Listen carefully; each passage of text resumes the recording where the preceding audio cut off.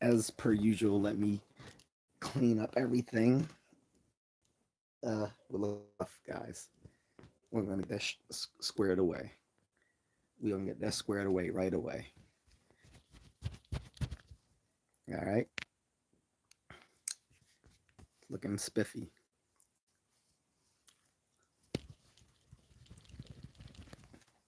Looking spiffy.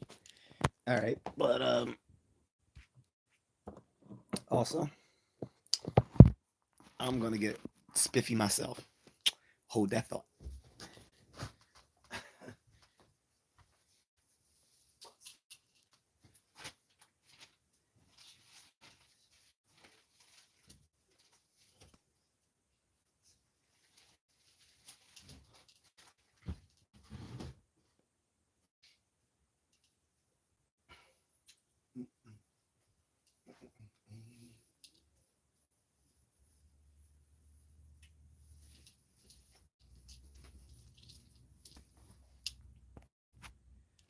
Yes, sir, and we are here. We're here live. Put on. What shall be the music du jour? 90s lo-fi Tokyo or let's see, Star Wars lo-fi or relax piano.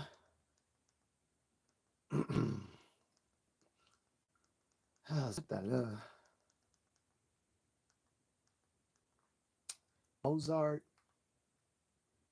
Yeah, let's go with Mozart. You can never go wrong with Mozart. Or maybe you should start. It's your presentation. Yeah, you can't go wrong with Mozart, guys. Telling you, you cannot go wrong with Mozart. If you don't know, now you know.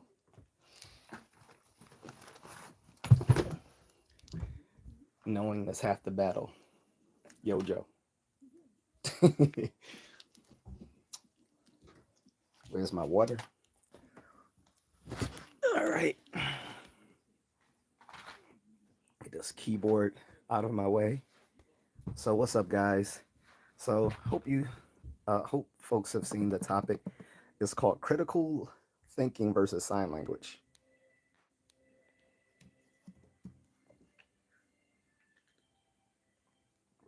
Um, so for the past few days, I have been talking about delusional people.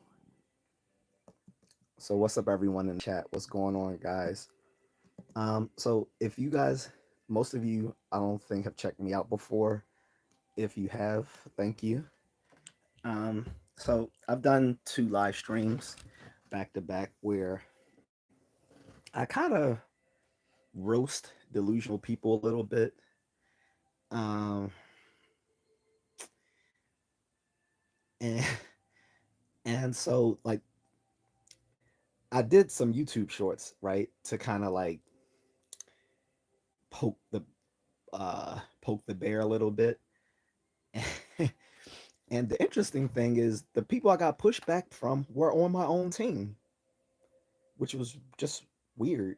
So one of the people was someone I had thought I could actually make a partner. She has emotional problems, so that's not going to happen. Um, and the other one is still, I guess, working with me as a moderator. We'll see. But I don't know what happened. So when I'm talking about delusional people, so I first talked about women, talking about how delusional they are. Not all women. I was saying women, modern women in the West, many of them are delusional just because, and again, not all, I'm not saying all, but many women in the West, when I say West, I'm referring to the US, the UK, Canada, Australia, New Zealand. And I said a lot of them are delusional because they are the only folks that whom I know, whether men or women, who think that they have limitless options, and that's just not realistic for anyone. That should just be common sense, but sense isn't always that common. C'est la vie. Um,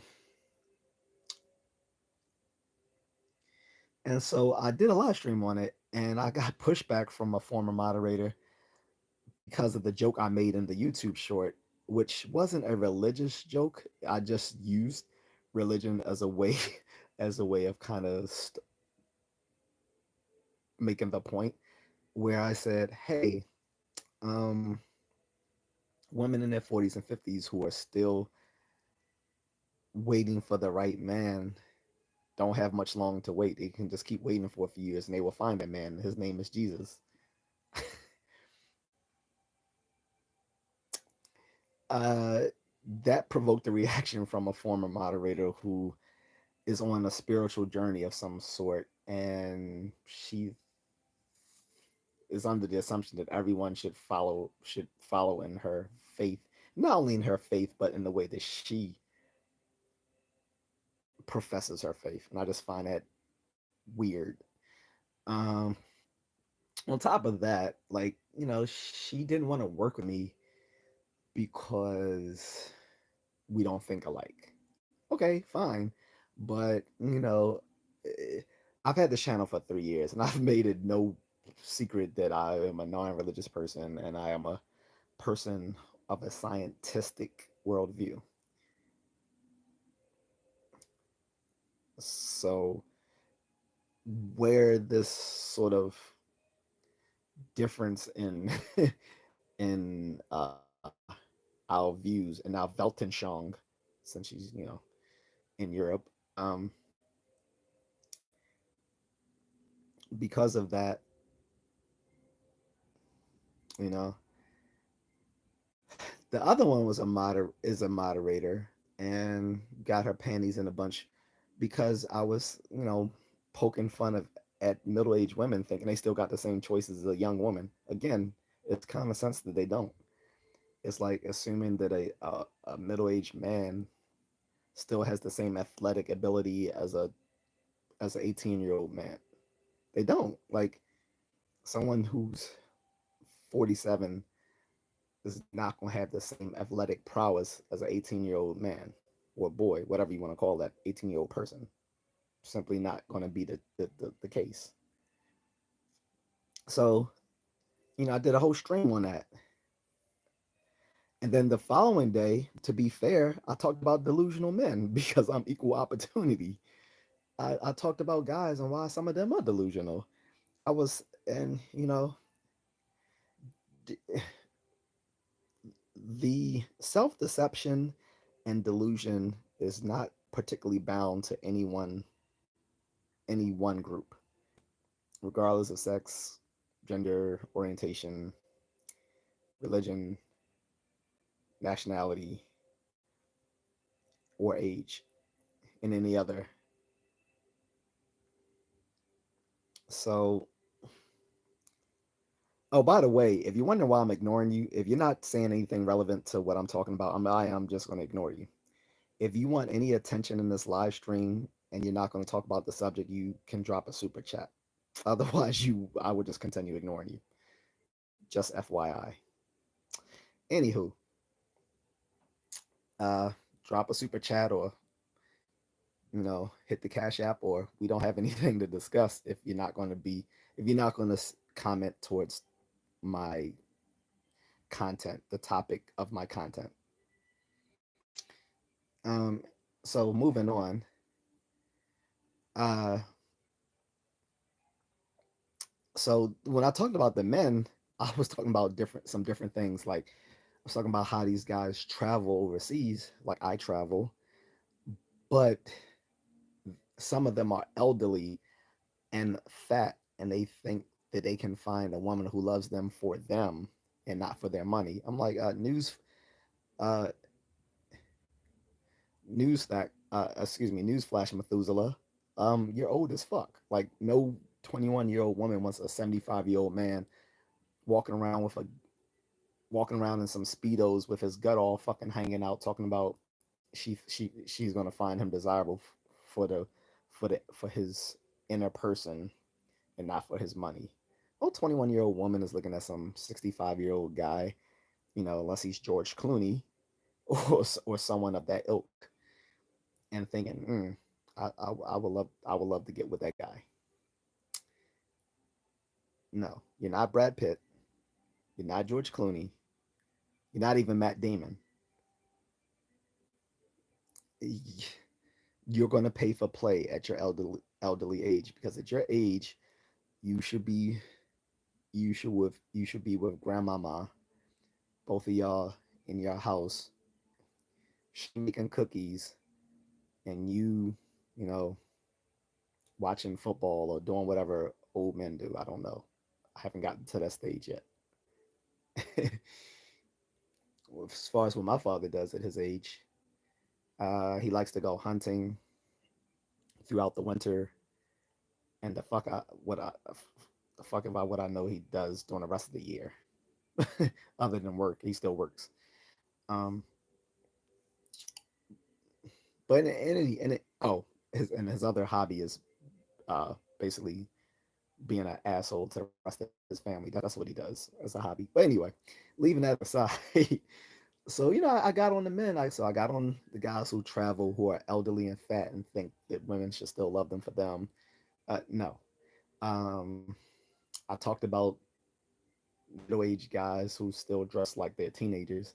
Made fun of that. Um, and some other stuff. But then I got again pushback from a moderator who wanted to keep talking about stuff about women that I brought up the day before in the previous stream. And I'm like, I'm not even talking about the women anymore. I'm talking about the men. And obviously, she had been triggered by what I said about the women, because maybe she finds herself in that category of women who are what I term delusional. Like, they're middle-aged women, like they're in the 40s, 50s, or 60s, and they still think they can find a suitable mate. You can find a suitable mate. You just have to be realistic. You're not settling. You're being realistic. They think they think being realistic is settling, because they still think they can get a Brad Pitt, although they don't look desirable to a Brad Pitt type of man. And it's like, it should just be common sense to both men and women that your options are limited at any, as you get older. That should be obvious. Like I said, the elderly man walking around looking like Peter Griffin is he's not going to get a Sydney Sweeney. I'm sorry. You look like Peter Griffin. You're not getting Sydney Sweeney unless you're paying for it. The woman who's in her 50s, you are not getting the Brad Pitt or George Clooney. You're not even getting Matt Damon. Might get Jim Carrey. I don't know. But again, a lot of these 50-year-old women, I'll acknowledge that some of them look younger than the 50-year-old women 40 years ago. Because 40 years ago, the way 50-year-old women used to look used to be the way they looked on Golden Girls. So if you ever watch Golden Girls, give it a go take a look at it again. When you probably watched it a long time ago, or when it was in syndication, you were young. Now you're maybe in your looking at my analytics, I know most of the people who watch my show, watch my live streams, are between their uh, upper 30s to mid 60s. That is my cohort of people who generally watch my content. So again, so many of us who watched Golden Girls, we were kids, or teenagers when that show came out, and when we watched it, those women looked incredibly old to us at the time. But you take a look at it now, and you realize, while they still do look old, the the characters they played were only in their 50s. These are the golden years at that time. And yes, there are often jokes about how old people looked back in the 1980s as opposed to now. But again, the Golden Girls were in their 50s. The oldest one was the mother. And the ironic thing about that is that even though the mother was the oldest character, in real life, she was the youngest actress amongst the four women. And that's pretty hilarious. And Betty White was the longest living out of all of them, who died, what, 3 years ago at the age of 99, I believe. Not so she didn't quite make it to 100, unfortunately. But Betty was kind of hot when she was younger. I'm not gonna even hold you. But moving on. So after I did those two live streams talking about delusional women, then delusional men, got attacked on both of them for the women. Notice I got no pushback from guys on it. The guys were agreeing with me. For the few who actually chimed in, I got no pushback from the fellas. Only pushback I got were from women. What soured me about that wasn't that I got pushback from the women. It's like I got pushback from people who are supposed to be on my team. That was wild. That was pretty wild. So today, after that lengthy intro, I'm going to say today we're going to talk about critical thinking skills versus sign language. And again, all three of these live streams I'm doing in homage to the Godfather, Kevin Samuels. One of the things that upset me in the first stream 2 days ago, 3 days ago now rather, was I was trying to give homage to Kevin, and when this former moderator came in and started talking shit about the man's faith, she doesn't even know anything about him. Like, she's not even American. So I was like, you're not American. You don't know anything about the black manosphere. You don't know anything about red pill bases, and you don't know anything about Kevin Samuels. So how are you gonna talk trash about the man just because you don't agree with what he thinks? It's like, you need to fall off. I mean, you need to fall back. Seriously. Like, and I still say this to her today if she's watching. Go seek professional help because you do need it. Just like you are getting medical help, you also need psychological help because obviously you're going through something psychosomatic and you need to get that taken care of because you don't know how off putting you come off to people. Uh, but anyway, then the other moderator was talking trash. And again, if you don't know anything about Kevin Samuels, keep don't offer an opinion on it. You can't. No one wants to hear uninformed opinions on things on which you don't know. And so in this third live stream, I'm going to use a term that he uses, sign language. Now, so that's why I call this critical thinking skills versus sign language. Sign language stands for shame, insult, guilt, and the need to be right. These are the tactics used by people, mostly women, but guys as well, beta guys, beta men, where you can smell the soy coming off their breath. Um, these are uh, to put it another way, uh, these are feminine. How do I want to put this?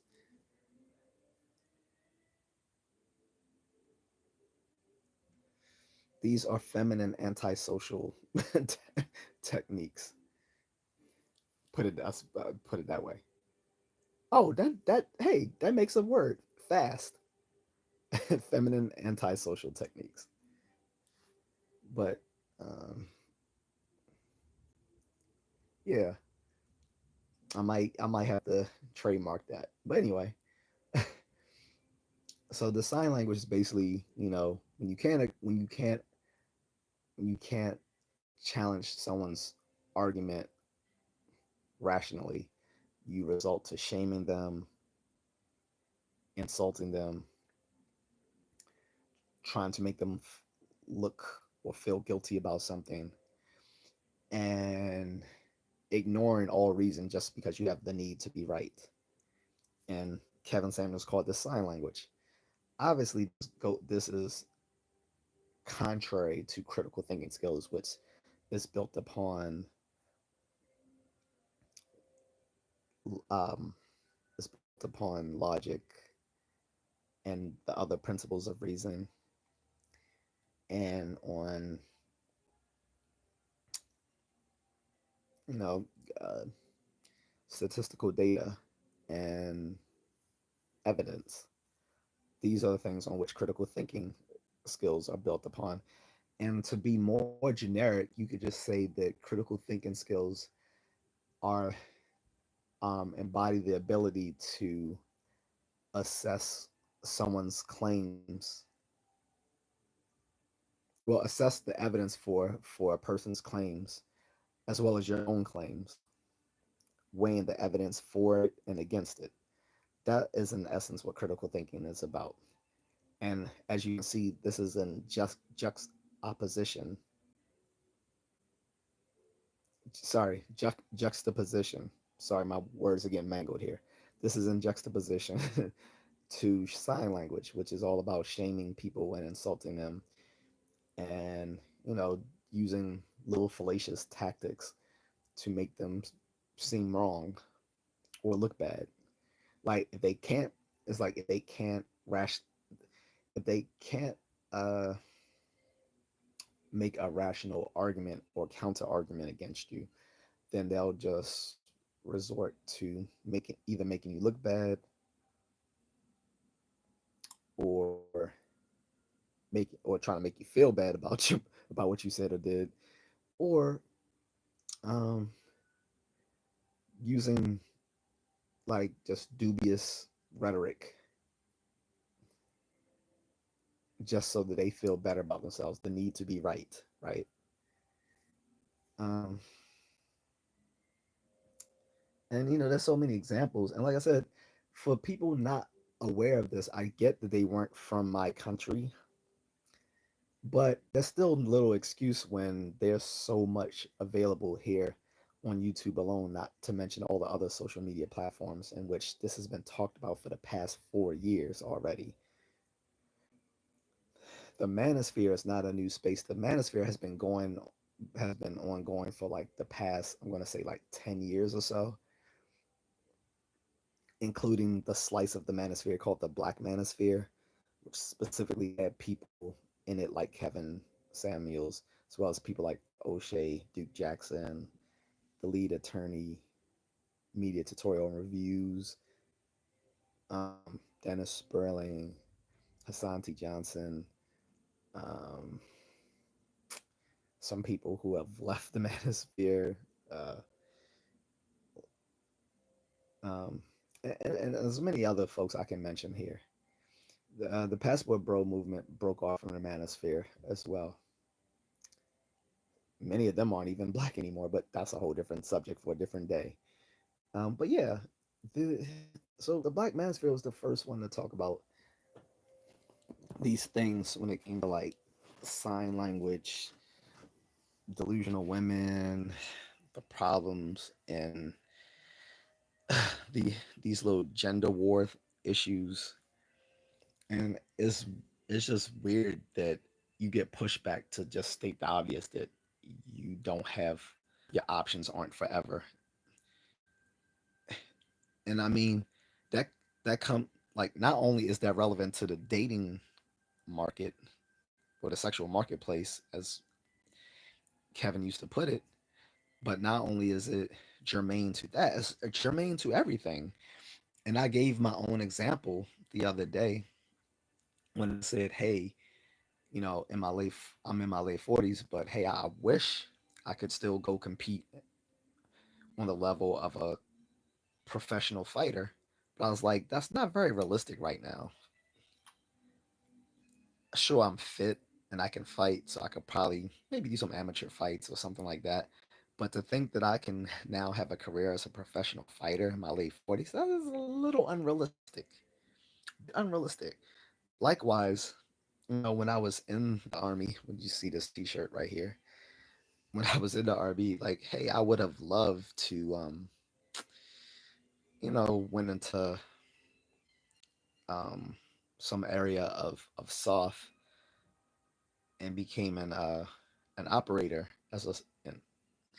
But even if I re-enlisted, that would just be kind of unrealistic for me right now to think I can re-enlist and go in and be in spec ops. Like, no, that's just really not going to happen. So I know that those options are close to me because if that was something I would have wanted to pursue, I would have pursued that 20, maybe 30 years ago. Well, at least started preparing for it 30 years ago. So those options are not realistic for me. Can I still go fight? Sure. Can I still stay fit? Sure. Can I go re-enlist?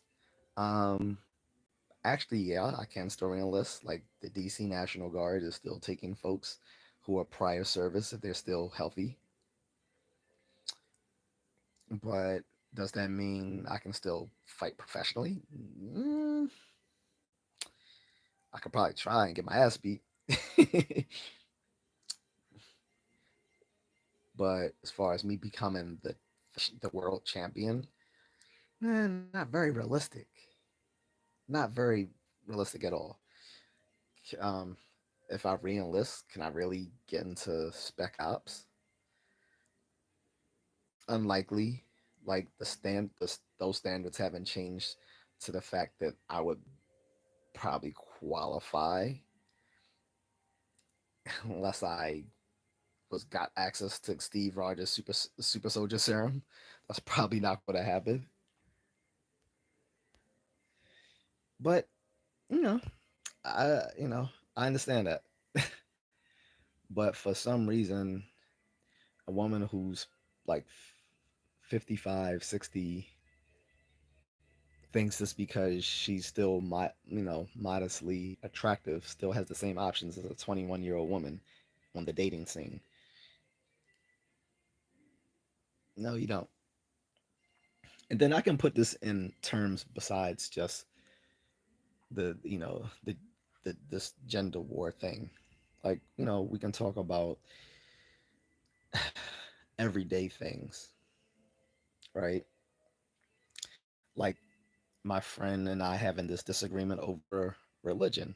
Like again, if you knew, say that I was atheist and that I had a strong scientific leaning in how I viewed the world, then why would you suddenly think I'm going to accompany you on your spiritual journey just to become business partners? No, that doesn't make sense. And I made an analogy earlier to a friend where I said that would be just as absurd as if I have a friend who's all about the hustle and making money and grinding and getting his getting the bag, right?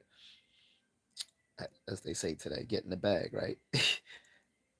And whereas I wasn't as as into that as maybe that person was, I didn't have anything necessarily against it. But now I've read more things, I've thought more about it, and now I'm more, say, I don't know, communist or socialist or whatever. I believe in egalitarianism, that we should all share the wealth and all this sort of stuff.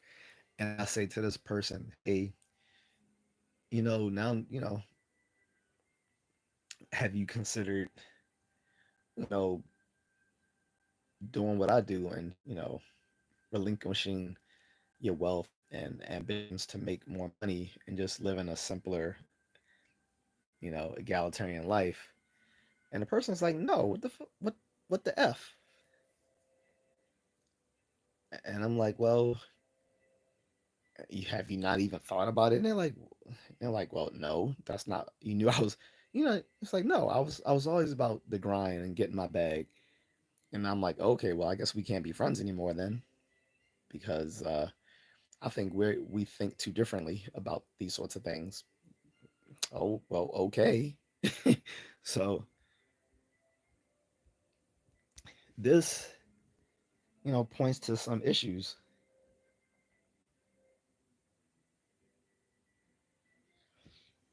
And let me check this chat filter here because I know.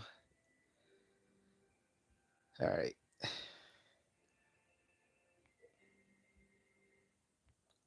we go. Change that chat filter. Sometimes I gotta play with that. Pause. But anyway, so this is not a new thing for me because I've done previous live streams where I've literally just listed a bunch of common logical fallacies. Like I've had literally four streams in which I went over logical fallacies, like um, almost to a point where it was tedious. But it was, I assure you, some people were like, "Oh, I never heard of these before," but they've probably seen them used in real life. Whether you're talking about, begging the question, moving the goalposts, red herrings, straw man arguments, ad hominem attacks, um,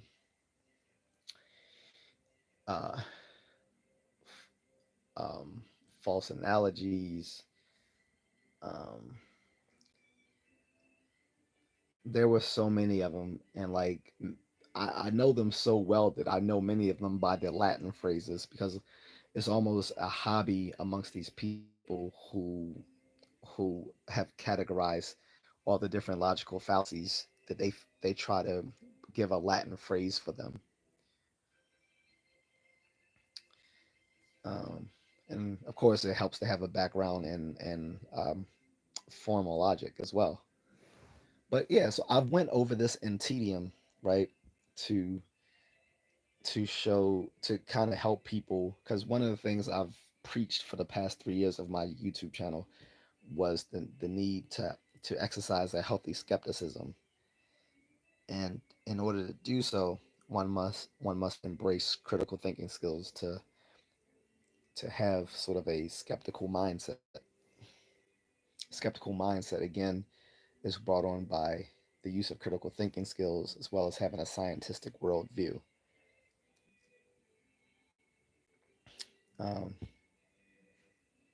and I've preached that a number of times, and it's it's funny that people don't see that that's not just in the academic arena, but it comes to everyday quotidian things as well, such as dating and traveling and fitness and self defense and stuff like that. Like I I use skepticism in all these things. Like I talk about skepticism in martial arts all the time when I talk about, fake martial arts or useless martial arts, or when it comes to fitness, when I tell people that, the things they're doing aren't working for the purposes they're trying to achieve as far as their fitness. Like if you want to lose weight, you need to do cardio. It's like that, and have a be in a daily caloric restriction. This is an obvious thing meted out by decades of fitness and nutritional research, but people avoid it because they don't like it.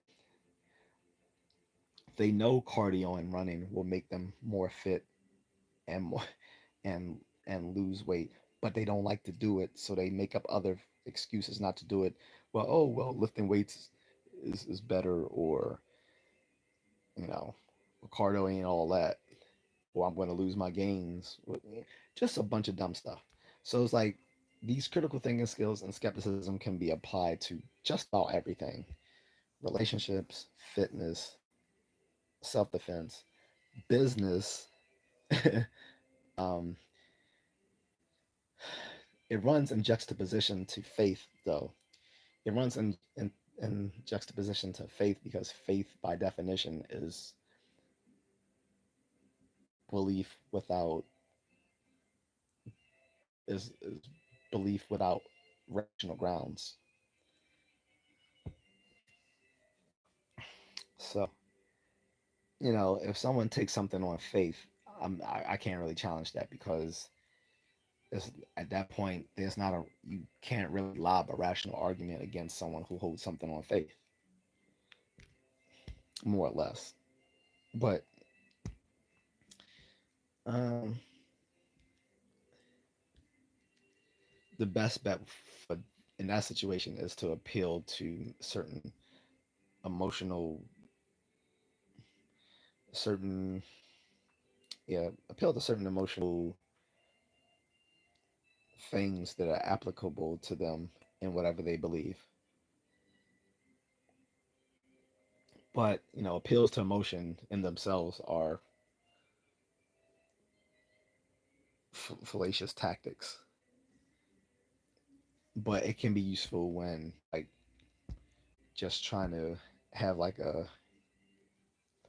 one-on-one with someone whose beliefs aren't grounded in reason. But again, the common sense point that I've made over the past 3 days that, you know, people don't have limitless options should just should just that should just be good sense. It really should just be good sense. And to say that a middle-aged woman does not have the same options as a young nubile woman should just make good sense. Just as on the flip side with the guys, to say that an elderly man shouldn't expect a young woman to find him desirable should just make good sense. Now, can an older guy still bag a woman? Yeah, but she's gonna be more age appropriate. She's not gonna be in her 20s, probably not in her 30s. She's gonna be probably more like in her 40s or 50s, which is what those same women need to get in their 40s or 50s. The problem is they still want men their own age, but men at 40 are winning. Again, to give homage back to Kevin Samuels, men at 40 are winning. Women at 40 are not winning. The tables have turned like a mixologist. um, Men are winning at 40. Women are not. Look, like Kevin, again, like Kevin said, to paraphrase Kevin Samuels, because I'm going to keep giving homage to the man. He was like, women on 30, you know, that pussy's on sale. At 40, clearance.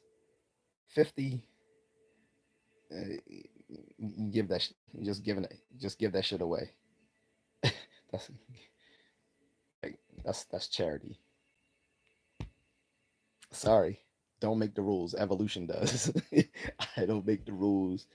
Evolution makes those rules.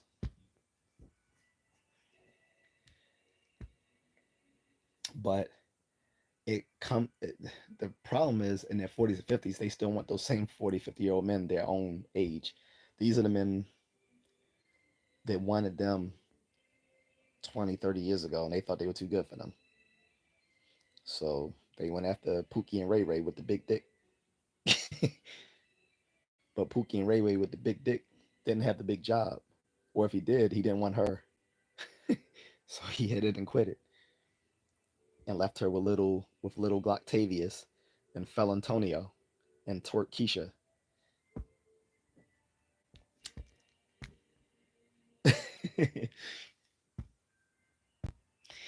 um,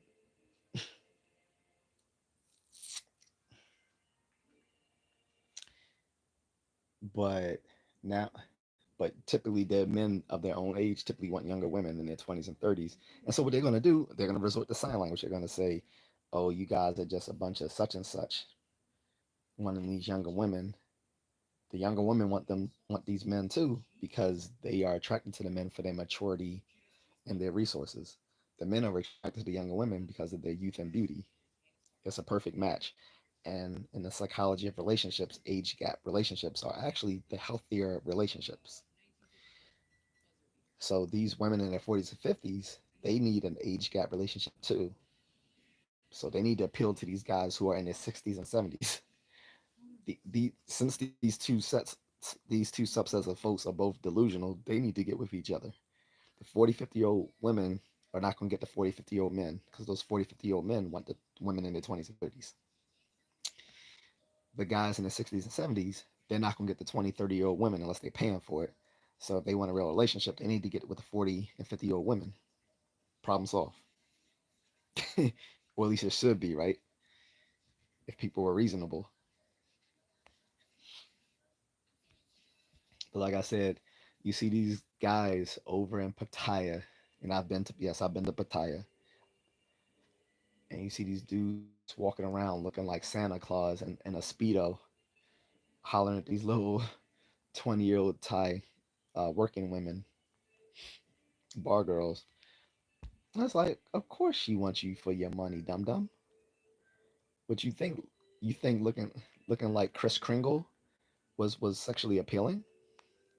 Only if they had, yeah, well, only if the woman has a Santa Claus fetish, sure. Then she might find you desirable. And I can almost break down what country they're from the way they walk around, how they dress. Like if they just got the shirt off, gut all hanging out over the speedos, probably from Europe or Australia. If they wearing a, and they all, by the way, they all have their gut hanging out.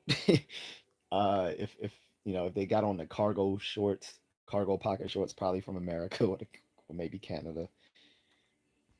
Um,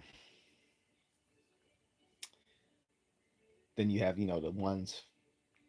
Then you have some from the east too, the Asian ones, who do the same thing. You'll know them because well, obviously they're Asian, right? But also they're slender, so they'll be from like China, Korea, maybe Japan. Definitely China, Korea though. I don't see too many. Haven't seen too many Latinos on that side of the world though. But there's some over there as well. But mostly I see white, black, Asian. Don't see too many Latino over over in Southeast Asia.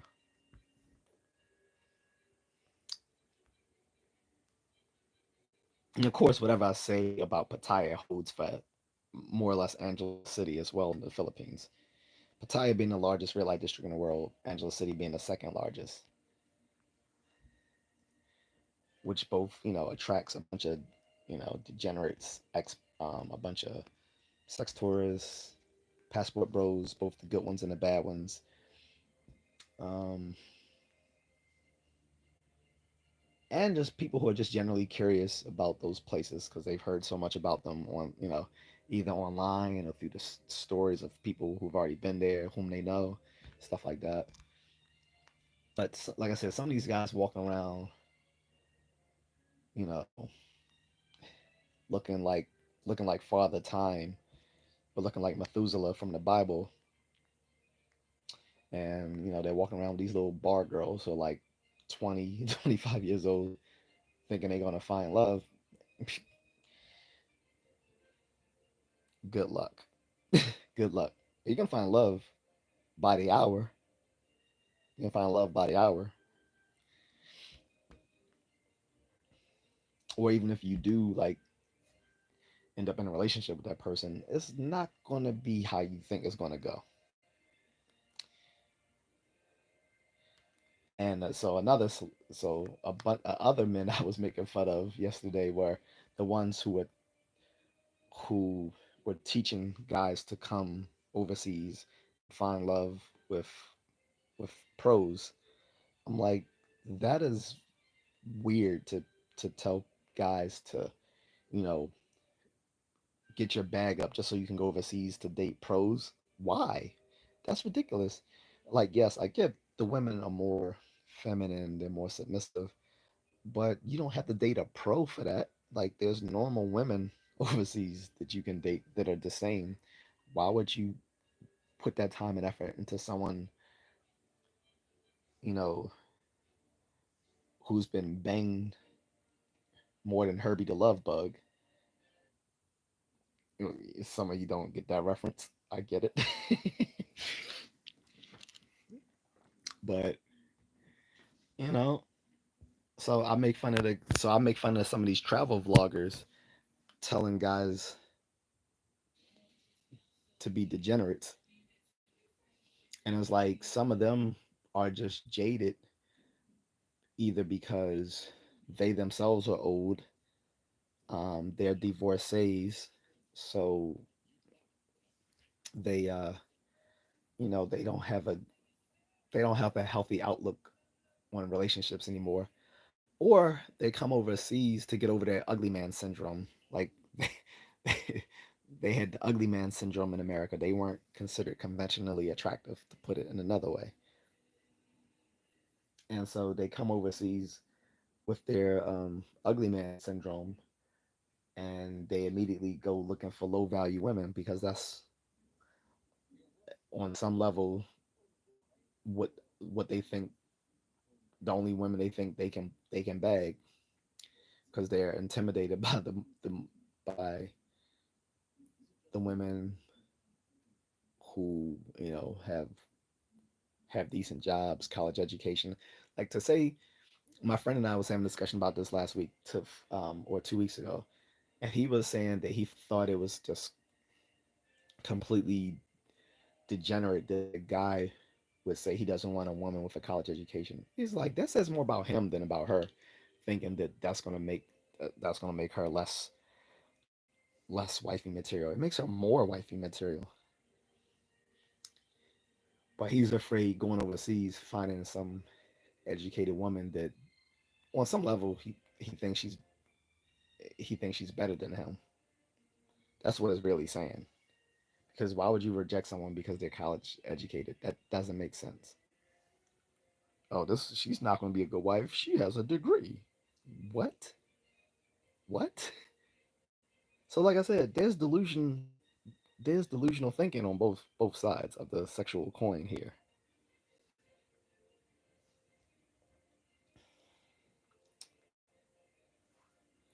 And the sad thing is, some men, when confronted on it, will sound just like women when they try to attack others with sign language. These men will also use sign language: shame, insult, guilt, and needs to be right. Clowns like Flight Madness, a travel vlogger in China who promotes being a sexual degenerate and thinks if you're not going overseas for the purposes of smashing as many as you can, then there must be something wrong with your libido. Or that if you or that if you don't have problems bagging women in your own country, that just makes you a plantation bro. Which is So the plantation bro is the insult that passport bros have given to men who don't want to travel, or can't travel rather. But not everyone who has a healthy outlook on traveling and love is a plantation bro. Like, some people travel genuinely to find love overseas, and this cornball Flight Madness thinks that that is passe, that's not a that is corny to travel for the purpose of actually finding love, which was the original purpose of the passport bro movement. Not to bag, not to go overseas and bag as many chicks as possible. Like, sure, have your fun, but at a certain amount of time, that becomes very empty. It just does. I mean, is there no other further goal than that? Besides the millions of things you can literally do overseas, and the only thing you want to do is get pum pum. You like, you don't want to climb any mountains, see historical sites, see places that people have never saw except when they watch a movie. Like, wouldn't you like to be at a place that people have literally only seen in movies? Like, my wife, when she was in Indochina, she was, in what's it called, Angmar Wat, the historical temple in Cambodia, and she was at the little scene right where um, the actress was in Tomb Raider. Forgot her name. The white chick with the fake lips, and the 1500 ethnic kids. But yeah, she got to visit that historic, like that. That's Instagrammable to be the place that people only see in movies. So it's way more things to do than just chase butt when you're overseas. But he wouldn't know that. And then he normalized, and you're gonna think I'm exaggerating. You're gonna think I'm making shit up just to make the guy look bad. he normalized getting a sexual disease in Pattaya. For again, for people who don't know what Pattaya is a city in Thailand that is known as the largest red light district in the world. There's a high incidence of AIDS there as well, for obvious reasons, because Westerners bring their diseases with them and infect these Thai hookers, who then in effect uh, infect other tourists, leading to a a feedback loop of STIs. And this dude got the clap and actually put it on video of him going to the clinic to get treated for it, and had the nerve to say, don't act like this doesn't happen to any of you. This happens to all of us. Like, no, it doesn't, brother. No, it doesn't. I was like, no, you're a degenerate. You're raw dogging hookers in the most sexually depraved part of place in the world. You're raw dogging the hookers, and you think that's normal. What?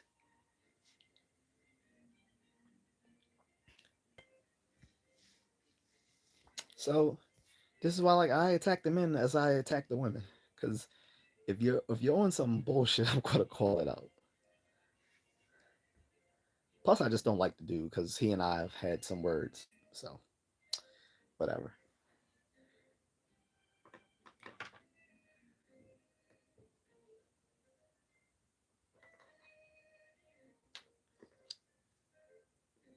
Now, maybe in the future, I don't know. Maybe we can get along, but yeah, I just find him completely whack.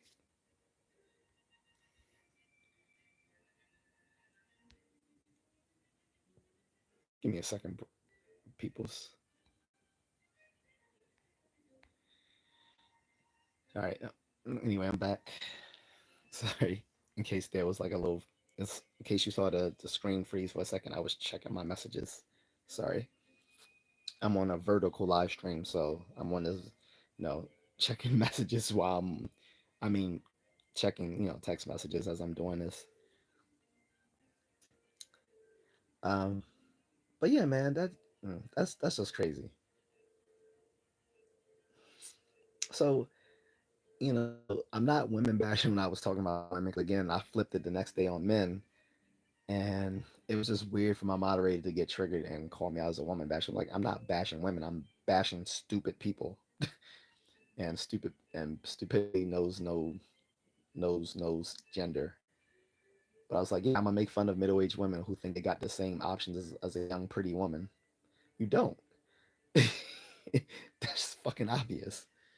Like, a middle-aged woman who's art who's probably already past menopause does not have the options as a young woman. Like, you're trying to compete for the same men. Like, you're basically competing for the same men as as your daughters and nieces, or maybe even granddaughters out there. What's up, Blackbeard? Blackbeard, you're a Marine. Am I wrong?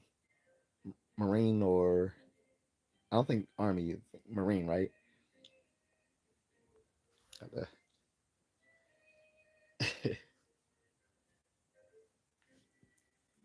But yeah, I'm kind of rehashing what I was talking about yesterday, brother.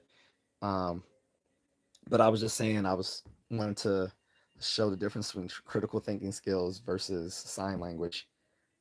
And well, what's up, Jack? Thank you, brother. He's a nine in the military. We talked about MMA quite a bit, though. Okay, good stuff. So you can relate to this, Blackbeard. Like, I was saying, yesterday when I was trying to say that I'm not a woman basher, that I'm saying that no one has limitless options, and uh, what I say, and I was like, look, I wish in my age now that I could still be like a world class champion in like kickboxing or MMA or something like that, right? I've already responded, Jack. If you are looking for attention or something, I maybe drop a super chat. But anyway, yeah, it's like I wish I could be a world class champion even at this age in MMA or kickboxing. But that's not realistic, brother, right? Like I can, like let's say I can still compete, right? I'm still fit enough that I can actually compete. But to believe that, I can be a world class champion at this age, that's just very unrealistic. And I was like, similarly, he said, man, I wish we were a little late for that, unfortunately. Right, exactly. That's what I'm saying. I wish. The difference between us, brother, is that we know as much as we wish for something that's not realistic. And I was saying the difference between us and Western women is they've been socialized to believe that they can have it all, and they can't have it all, right? Um,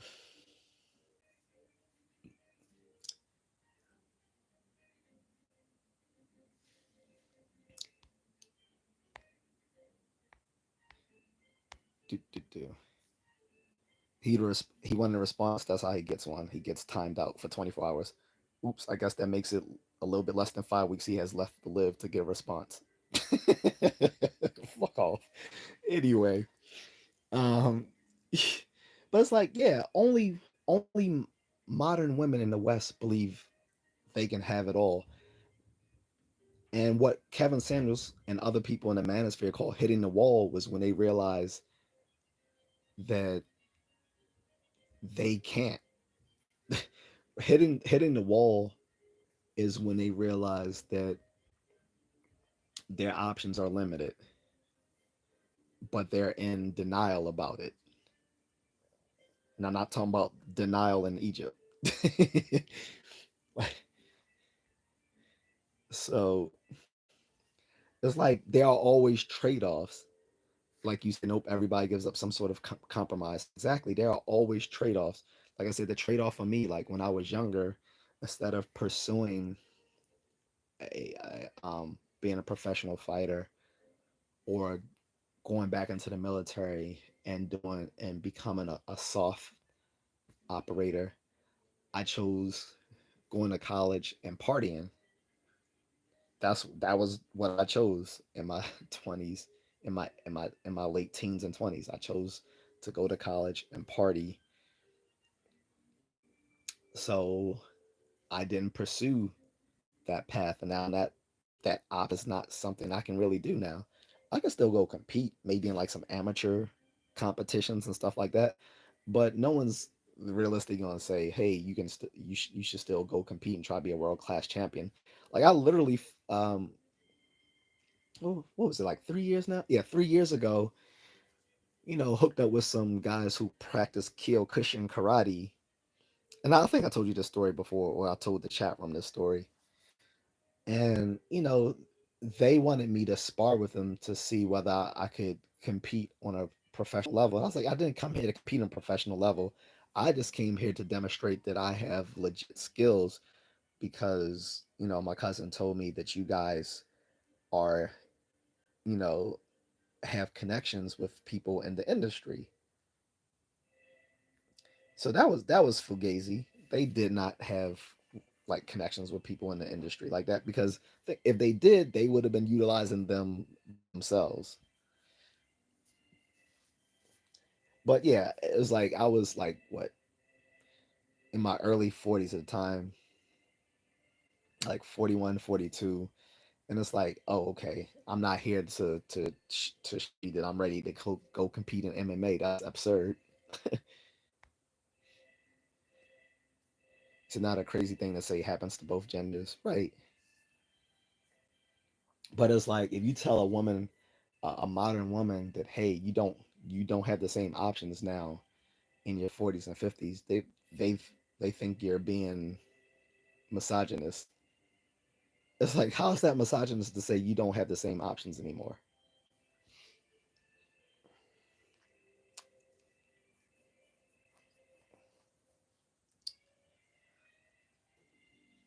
Right? So I don't know how that works. And so, when I said critical thinking skills versus sign language, like sign language, like I said, it was a term I believe that Kevin Samuels invented, where it stands for shame, insult, guilt, and the need to be right. which is, when people want to shame you or make you feel bad about how you think about things because they can't actually pose a rational argument against you. Blackbeard says, I mean, he said, shoot, some dudes just born unattractive and always have a wall, but they ain't talked about because it's the way it is. Exactly. Like guys are used to being told they don't have many options, and they just have to deal with it. But and even traditional women know they can't have everything. It's only modern women who have been taught that they can have everything. They watch these romantic comedies. They're taught in school in they're taught in a feminized education system and by society at large that they are the end all and be all. And the rubber hits the road around the age of 35 or so when they realize, no, some of the choices I made are coming back to haunt me. Like someone made someone said yesterday, right? Oh, well, just because someone made mistakes in the past doesn't mean they shouldn't be able to, you know, live a full life now and be happy. I'm like, yeah, that would be nice, but choices have consequences. Guys know that all the time. The choices guys make affect affect them. So why do women think they're exempt from that? From these these laws of behavior. If a guy makes certain choices and early on in his life, it can either hurt him or help him. Same thing with women. So, if a guy goes into a life of crime at a young age, he knows that now his career choices are forever limited. He knows that if he has a kid at an early age, he's going to be stuck paying child support for the next 18 years of his life. And if he doesn't pay that child support, he's going to jail and he's not going to be able to travel because he can't get a passport. Um, and he's going to be labeled a deadbeat by society. Uh, if he fails to get higher education, whether vocational or college, he's not going to be able to earn a livable income. We know these things, and rightfully so. Everyone will tell this person you've made bad choices in your life, and now you're paying for it. But it's like when you tell women the same thing, how dare you? Black says, I feel like when women were quote unquote liberated, culturally speaking, it was like a rubber band that has bounced back too far. True that. Um, it's like they think it's misogynist to point out your choices have consequences, just as all people do. Like this is something this universal. This is not something to make them feel bad about themselves. This is saying, hey, make better choices. And if you've already made bad choices, teach the next generation to not make the mistakes that you make. But instead, not only do they not tell them not to make those mistakes, they tell them to make those mistakes, which is just absurd as fuck. Like they tell these women, girl, you too young to get married. You're only 21. What? What? No, that is marriageable age. Instead, they tell women no, you know, be independent and go ex, explore and have experiences. You know what they mean when they say, you need to experience the world. That's just meaning they need to go ride the dick carousel for the next 20 years. Then when they're ready to settle down after they've been worn out, now they want to find a man. And then they get mad. Ain't no good men out here. Yes, there are. Those good men you passed over because you were too busy riding the dick carousel, or you thought he was lame, or you wanted to pursue your career because ain't no man gonna hold you back from being a strong, independent woman with your own PhD. And now you're in your 40s and 50s, your eggs are drying up, your clock is ticking, and you're like, ain't no good men out here. Those ma'am, ma'am, ma'am, those good men are now married or moved on. That's what talking about. There's no good men. Yes, there are. Those good men, they have moved on. They're married. and they don't want you. You're not hot anymore. You know what was um you know what was the girlfriend of 50 Cent back in 2003? Um, what's her name? You seen her today?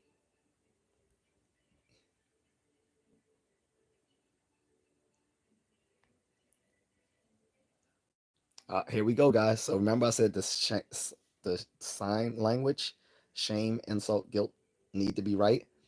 If you don't agree with Kevin Samuels, disagree with the argument, but you personally attacking a dead man, you're that you're beta. Like we can smell the soy off your breath, the soy and the sperm,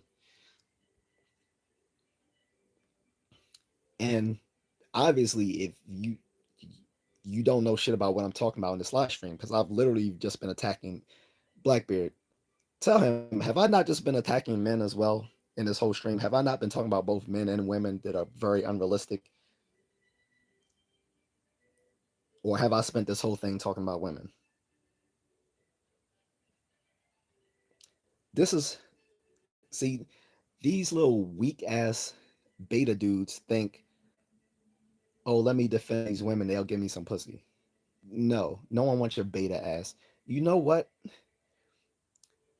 As much as the women may disagree with me, they want to fuck me. They don't want to fuck you, you weak bitch.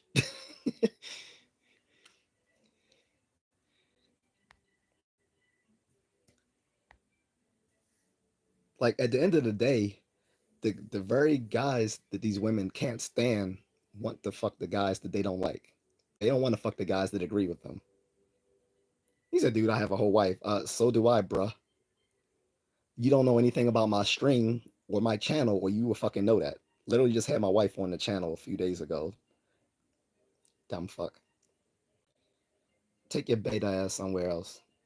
You're probably and you're just a fucking troll. I doubt you have a wife. You're probably some 16-year-old faggot. Get off my channel. And no one's crying about women. We're talking about people who are irrational. That's why I said critical thinking skills versus sign language. Didn't say men versus women. I did a whole live stream about women, and then the very next day I did a whole live stream about men. But you wouldn't know that because you literally don't know anything about my channel. So, sayonara.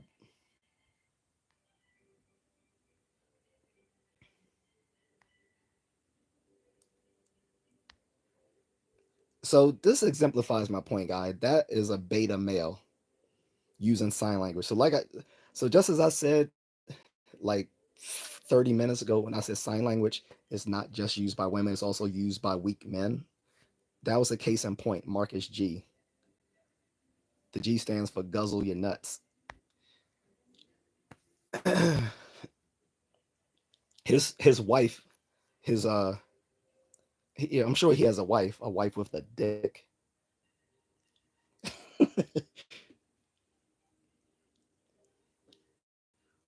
But I mean, hey, if that's his journey, so be it. You notice the people always calling Kevin gay and talking all this shit are usually the ones who are in the closet themselves. Kevin got bitches. He literally died with a he when he passed away. He literally had a woman by his side when he passed away. He had a whole private Facebook group where he linked men and women together for the purposes of marriage. That's how he and the attorney Dennis Sperling became buddies, and he hooked Dennis Sperling up with his now to, with his wife. He got couples together for marriage. Some of you just don't like how he said things because you want to do tone policing, which is another tactic in sign language. Shame, insult, guilt, and the need to be right. Toning police. But it's like, well, I don't like the tone in which you said things. I don't like how you said something. That's some beta shit. Men should not be talking about tone policing. Men should not be like you questioning a man's sexuality. How does that make you look? Makes you look like the very like the very mm, Peter Puffer that you claiming he is. You put like how you like you're basically pussy pandering to another man. That doesn't make any sense. Like you're on my channel pussy pandering because you're a weak because the dude you're a weak bitch. Mark guzzle your nuts.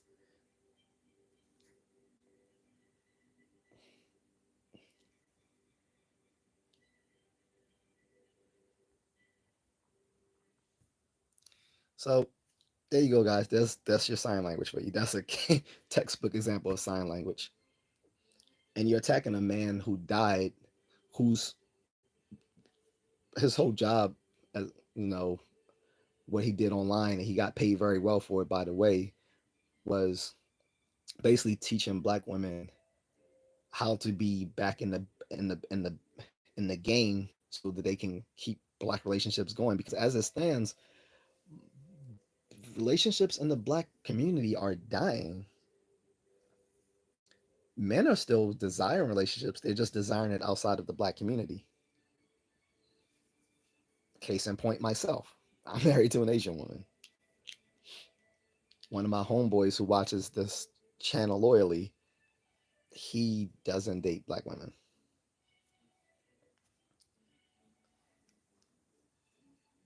One of my friends who watches sometimes, he was pretty soundly pro black, but now he's soured from black women. He still likes them and will still occasionally go out with them, but he's soured on them. He's even said if he still does date them, they're going to be ones who are outside of the country, like from the Caribbean or Latin America or Africa.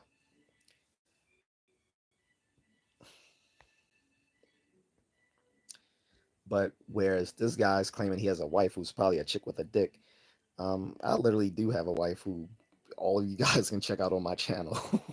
she's been in a number of she's been on a number of live streams with me, and I've posted her journeys throughout parts of Asia. So I have the proof here on the channel that I'm married.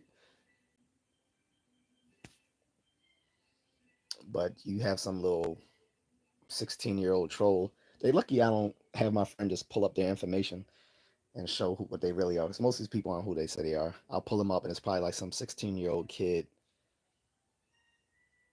with whose nuts haven't even descended yet, talking trash behind a screen. Or they're a girl pretending to be a boy,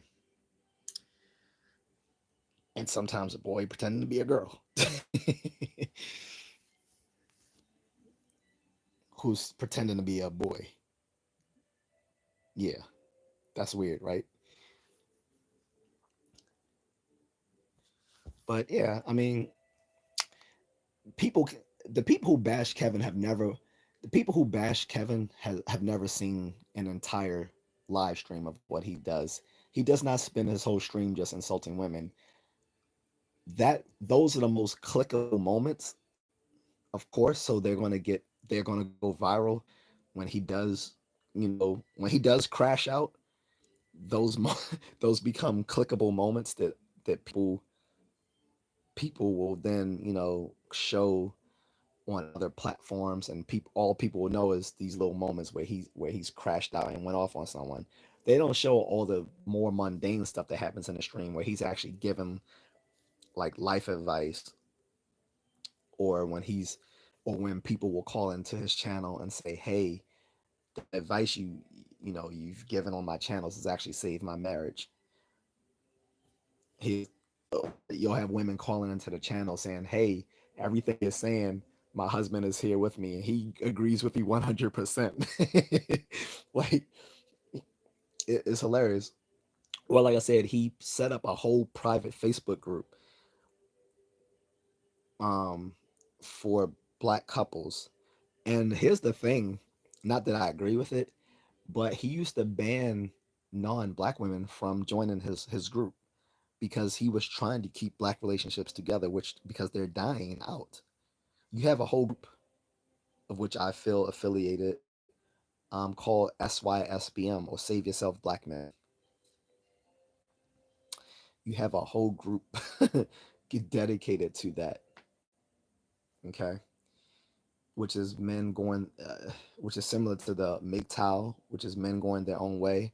Except MGTOW, these guys are many of those guys are also incels, whereas SYSBM, these guys are not MGTOW.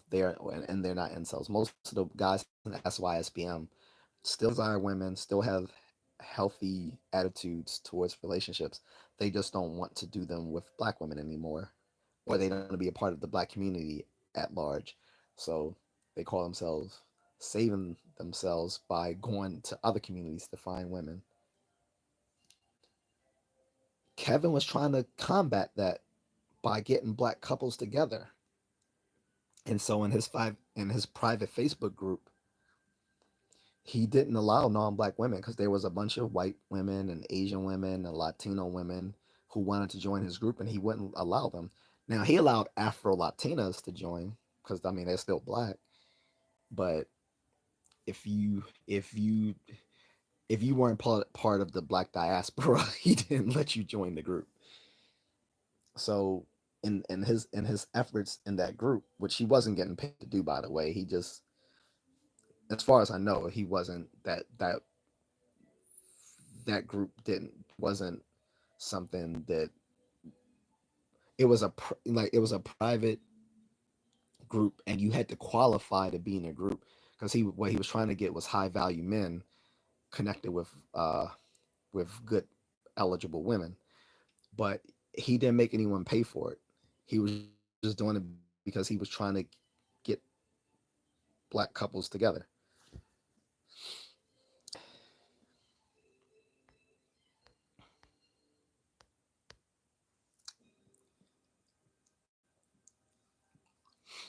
So, like I said, I don't necessarily agree with it because I'm all about interracial relationships, but I applaud his efforts for what he was trying to do because at least he was a man on principle. And then, people attack him on the whole concept of high value man. As I was telling a friend earlier about this wasn't a concept that Kevin himself invented. This is something that came out of the 80s, which kind of makes sense. You think if you hark back to the 80s and how um, materialistic the 80s were. I didn't see that because I was literally just a little kid in the 80s. So I wouldn't have known anything about the materialism except looking at old TV shows from that time and thinking of Michael J. Fox's character, um, Alex Keaton, in the show. What was that show called? I forgot, but that was the first time I saw Michael J. Fox was in the 80s, before Back to the Future and before Teen Wolf. Back to the Future came out in '85, but I remember him on Family Ties. I think this was it's called Family Ties, and he played the son, Alex Keaton, who was like this young Republican go-getter type kid. And so around that time is when you had the concept of high value man.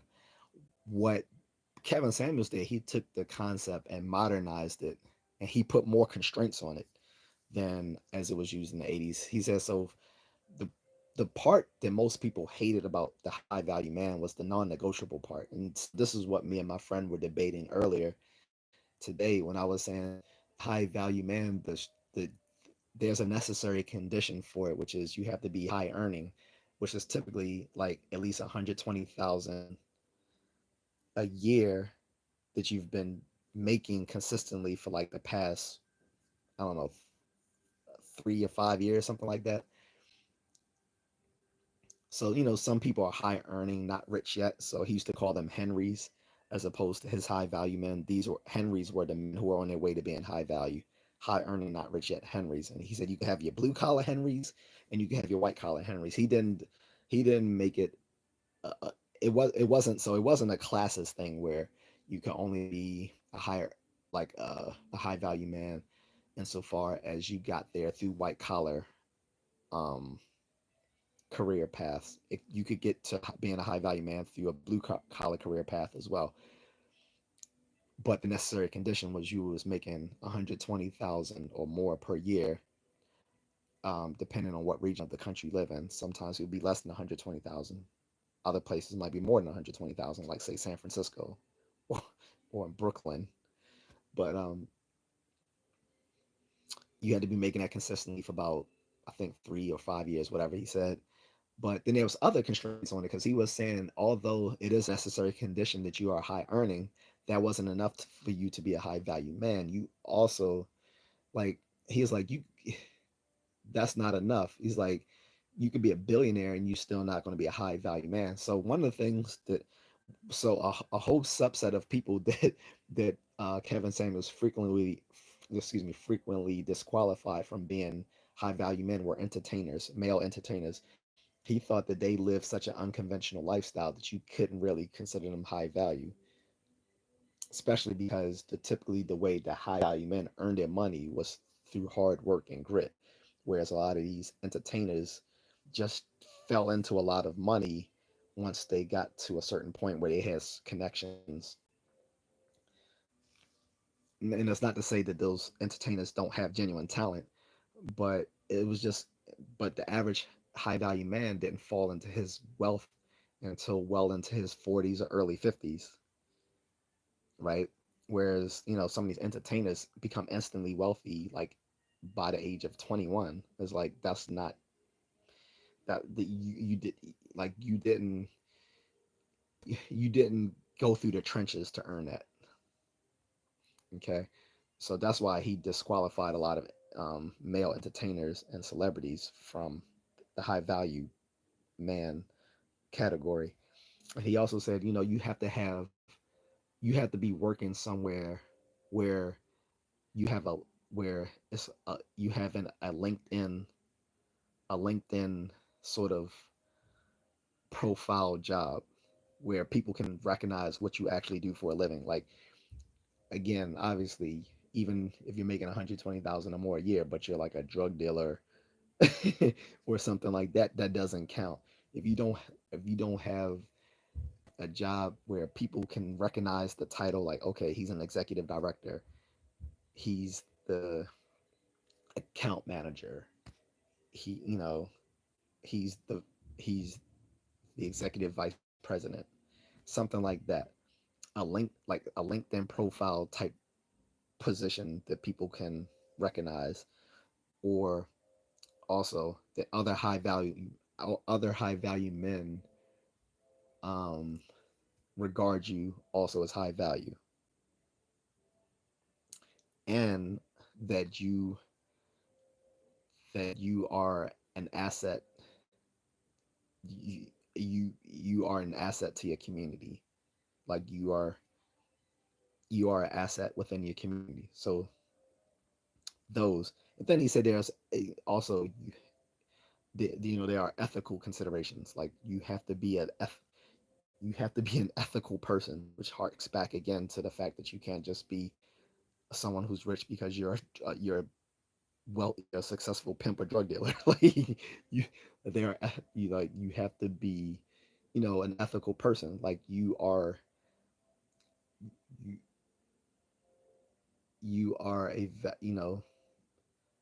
you are an asset to society, not a detriment to society. So all these things together, he considered this would be the high value man. Now, you can have all these things, but you don't have the economic part. And, a lot of people disagree with Kevin saying, hey, what about the person who has all these other things, but they don't have the income um, condition? And he was like, well, they're just not a high value man. He's like, I'm sorry, but the income part is a necessary component. And so that's what I was explaining to my friend earlier, who never, excuse me, I believe he said he never watched a full like live stream of Kevin because some of them are long. They were like 2, 3, maybe 4 hours long. But uh, he, he, but he would say, hey, that's still a good man. He's just not a high value man. But he was like, let's be realistic. Not everyone can be a high value man. If it was so easy, then the whole label of being a high value man wouldn't be very meaningful if it applied to so many people. By necessity, high value man will only apply to very few people. He is like, because basically a high value man in the concept in which he described it and which he borrowed from the 80s basically refers to someone who would be analogous to a modern nobility. Like in past ages, this would have referred to someone of the oligarchy, as we like to say today, right? The oligarchy or nobility. But, in defense of Kevin, again, he didn't believe every man should be striving to be a high value man because it's not something that everyone can do. Now he did believe everyone should strive to be of more value both to the community and to the people around them. Of, but he was saying there's nothing wrong with being an average man, and that's why he attacked women who made it sound like average men were somehow beneath them. So this is what he was attacking. He wasn't attacking women just to get off on making himself look better than them or because he was gay and he was that doesn't even make sense. He was attacking delusional people for having unrealistic expectations. And again, it shows that people weren't familiar with Kevin Samuels' content because before he became big, when he was talking about women are average at best, most of his content was actually generated towards men. He mostly talked to men, and he used to get some pushback from them, but they didn't give him half as much pushback as the women did. He used to he used to go hard at the guys, saying, "Look, stop complaining about women when you still like like look." He's like, you don't have an education, you still working at. He said, you're still working at Walmart. He said, are you putting in 60 hours a week? At least 60 hours a week? He said, you should be putting in 60 hours a week or more. And he lived that principle. Like he himself, unfortunately, was putting in like 70, 80 hours a week. And at his age, he shouldn't have been doing that. He was already a cancer survivor and he had apparently some sort of, uh, I guess, heart condition or whatever, for which he was taking medication. So he shouldn't have been beating himself up. I mean, yes, he was very wealthy as a result, but it wasn't worth it at his age to work that hard just to put himself in the early grave. And I refuse to stay up late drinking slamming Red Bulls all night just to talk to a bunch of women who disrespect me. I wouldn't do it.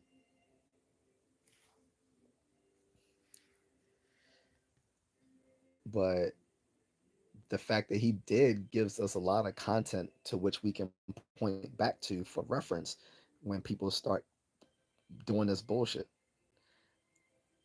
because they always keep using the same talking points they've been using for the past 20 years.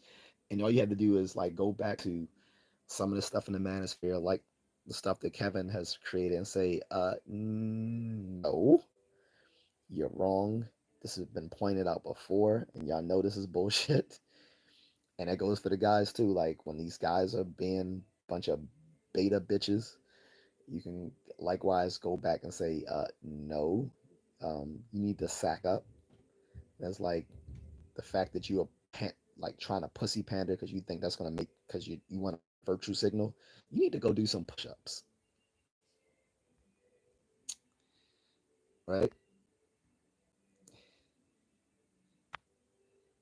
But I think that's all I'm gonna say, unless people want me to speak like specific like claims, or you want me to um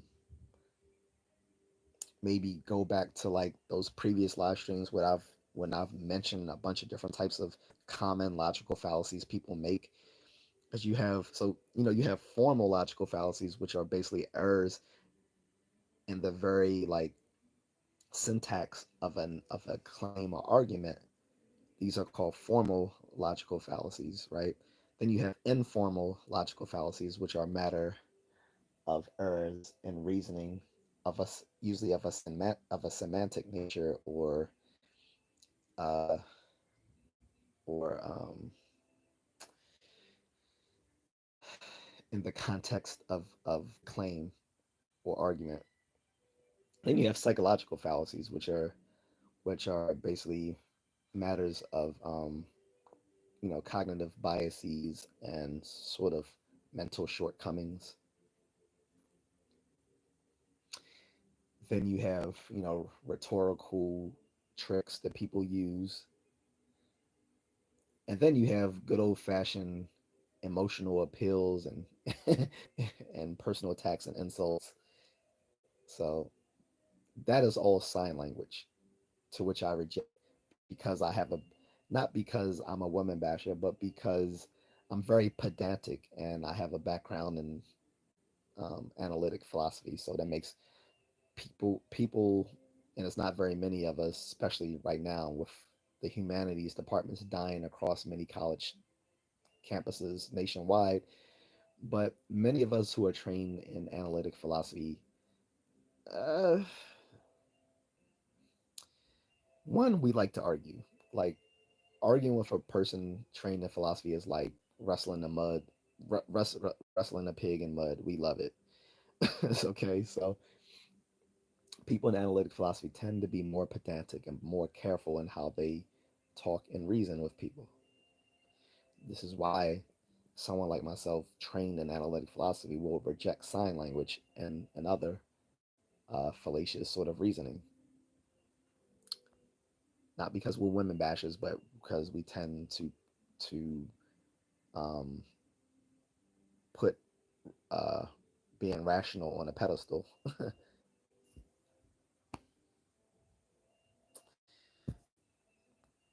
And so like I can label off a litany of different fallacies, or again you can go into my channel and look up literally the 4 different live streams I did talking about logical fallacies, and I've talked about other things too of philosophical interest that people might like. Like I've literally read the death of Socrates uh, written by Plato thousands of years ago. Um, I've read The Value of Philosophy by Bertrand Russell. It's a must read for people, and as a philosophy student, that is a must read. As is The Death of Socrates by Plato. Um, I've read something that was more of an existential bent, um, which was I think called the value of a hot woman in a good car. um, so if you guys want to check out some of the stuff, I guarantee amongst the thousands upon thousands of content creators, not just on YouTube, but on Snapchat, Kick, TikTok, and Instagram, you will not find anyone